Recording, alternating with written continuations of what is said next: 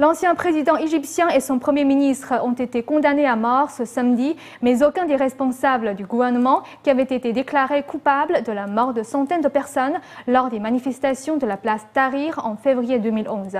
Ce jugement inéquitable a ravivé la colère des manifestants égyptiens qui appellent à un nouveau mouvement de révolte. Lundi matin, des manifestants pro-démocratie ont érigé des barrières dans les rues du Caire en Égypte pour bloquer les accès à la célèbre place Tahrir au Caire. Ils appellent à manifester ce mardi à partir de 15 h et à lancer une nouvelle révolution. Les militants égyptiens qui avaient lancé la révolte ayant provoqué la chute du régime de Hosni Moubarak en 2011 dénoncent le verdict rendu samedi contre l'ancien président, ses deux fils et plusieurs de ses ministres. Hosni Moubarak et son ancien ministre de l'Intérieur, Habib al-Adli, ont été condamnés à perpétuité.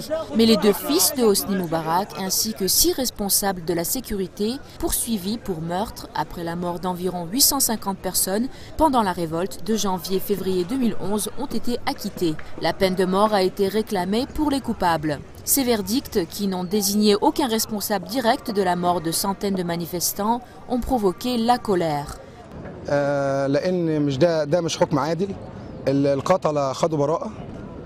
Ce n'est pas une sentence juste. Les criminels ont été acquittés et nous sommes indignés.